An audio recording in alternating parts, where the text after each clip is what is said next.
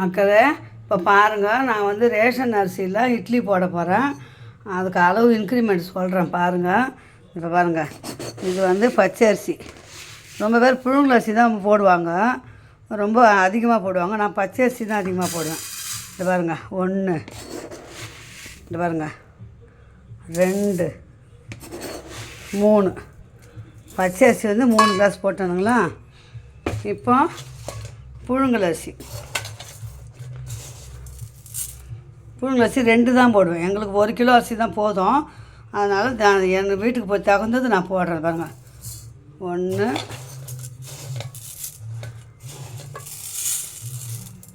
இந்த கிளாஸில் தான் போடுறது பாருங்கள். 1, 2, மொத்தத்தில் 2 அரிசியும் சேர்ந்து 5 கிளாஸ் அரிசி. இது பாருங்கள், ஒன்றா கலந்துடுறேன். நல்லா ஒன்றா கலந்துடணும்.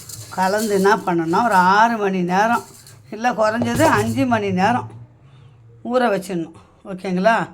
பாருங்கள், வேறு பாத்திரத்தில் கொட்டி ஊற வச்சுட்டு நான் 5 மணி நேரம் ஊறின மக்களே. இது இப்போ பாருங்கள், 3 மணி நேரம் ஆயிருக்குது.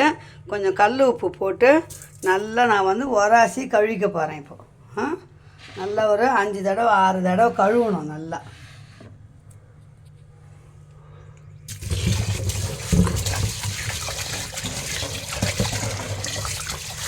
நல்லா பளிச்சுன்னு கழுவிட்டு வந்து காட்டுறேன் உங்களுக்கு.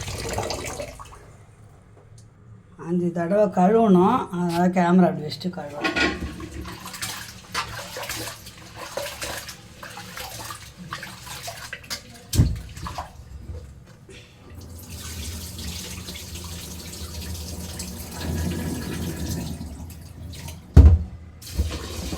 பாருங்கள், 5 தடவை கழுவிட்டேன். அப்படியே இது ஊறட்டும். இதுக்கு தக்கன உளுந்து அளவு காட்டுறேன் உங்களுக்கு. 3 அரிசியை 3 மணி நேரம் ஊறிச்சுங்க. இப்போ வந்து ஒரு 2 மணி நேரம் இருக்கும்போது இப்போ நான் அரிசி உளுந்து ஊற வைக்க போகிறேன். பாருங்கள், 1/2 கிளாஸ் உளுந்து தான் போடுறேன். ஓகேங்களா? இப்போ வந்து இதுக்கு தகுந்த வெந்தயம் 2 ஸ்பூன் வெந்தயம். எனக்கு வந்து சின்ன ஸ்பூன் தான், அதனால் கொஞ்சம் கூடவே போடுறேன்.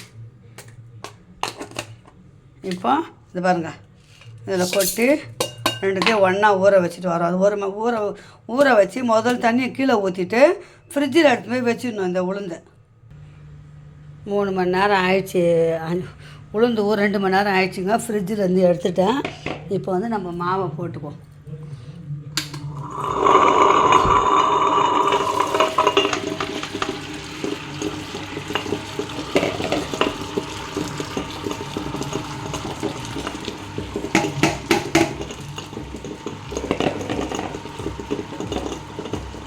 உளுந்து நல்லா வந்து நல்லா உப்பி வரணும். மாவு உப்பி வரும்போது உங்களுக்கு காட்டுறேன். இப்போ பாருங்கள், மாவு நல்லா ஓடின்னு இருக்குதுங்களா. அப்போ என்ன பண்ணணும்னா ஐஸ் தண்ணி, நான் வந்து எப்போவுமே ஐஸ் தண்ணி போட்டு அரைச்சிடுச்சிங்களா, நல்லா மாவு வந்து நல்லா உப்பி வரும். இது பாருங்கள், 1/2 கிளாஸ் உளுந்து தான் போட்டுக்கிறேங்க செல்லங்களா. 5 கிளாஸ் அரிசி, அதில் எந்த கிளாஸ் நம்ம எடுக்கிறோமோ அதே கிளாஸில் 5 கிளாஸ் அரிசி போட்டிருக்கேன். வந்து 1/2 கிளாஸ் உளுந்து போட்டுக்கிறேன். 2 ஸ்பூன் வெந்தயம் போட்டேன். அவ்வளோதான் மாவு. பாருங்கள், இன்றைக்கி ஆனால் நான் மாவு அரைச்சி வச்சுட்டு நாளைக்கு தான் இட்லி சுட முடியும். மாவு அரைக்கிற வரைக்கும் உங்களுக்கு காட்டுறேன். ஓகேங்களா? அது பாருங்கள், இப்போ எப்படி வருது பாருங்கள். மாவு அப்படியே புசுன்னு வரும். ஒரு பொருள் எக்ஸ்ட்ரா சேர்க்க போகிறேன். அது பாருங்கள், வெள்ளை அவல் வந்து 1/2 கிளாஸு. அதை வந்து நம்ம வந்து அந்த உளுந்து வழிக்கிற நேரம் கொஞ்ச நேரம் ஊறினா கூட போதும். அது நல்லா கழுவிடணும். கழுவிட்டு நம்ம அரிசி கூட போட்டோம்னு வச்சுங்களேன், நான் இது சோடா மாவுலாம் தேவையே கிடையாது. வெறும் இந்த அவள் தான் எக்ஸ்ட்ரா நான் சேர்ப்பேங்க. ஆனால் இட்லி வந்து நல்ல மெதுன்னு சூப்பராக செண்டு மாதிரி இருக்கும். பாருங்கள், இப்போ மாவு பார்த்திங்களா நல்லா எப்படி மசிஞ்சு போச்சு. நம்ம என்ன பண்ணுறோம், உளுந்த எடுத்துகிட்டு அரிசி போடுறோம். ஓகேங்களா?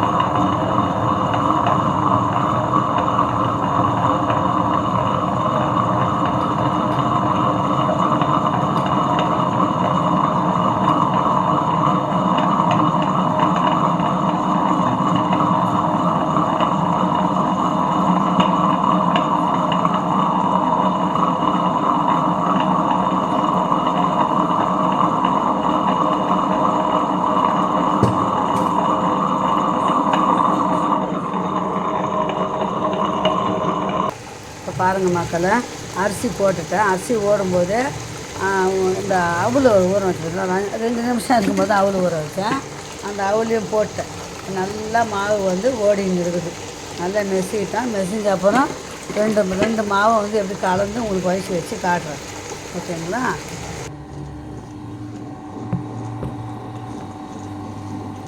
இப்போ பாருங்கள், மாவு நல்லா நெசிஞ்சிச்சு. இதில் உளுந்தை போட்டுடலாம். நான் உளுந்து அதிலே தாங்க போட்டுடுவேன். கை போட்டு கரைச்சா ரொம்ப புளிச்சு போயிடும். அதனால் மிஷின்லேயே போட்டுடுவேன்.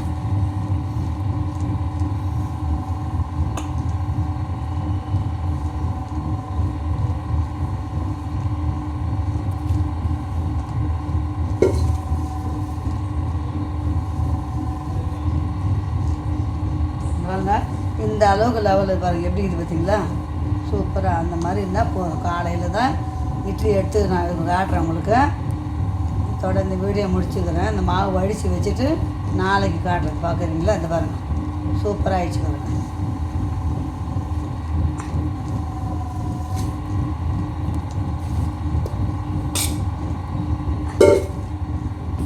இப்போ பாருங்கள் மக்களே, இது பாருங்கள் மாவு நல்லா மெஞ்சி போச்சு. மாவு வந்து வழிக்கணும். இப்போது வடிச்சிட்டு என்ன பண்ணோம், பாதி மாவு எடுத்து ஃப்ரிட்ஜில் ஊற்றி ஒரு பாக்ஸில் வச்சிட்டோம்னா மீதி மாவு வந்து காலைக்கு இட்லி சுட்டுக்க வேண்டியதான். பாருங்கள்.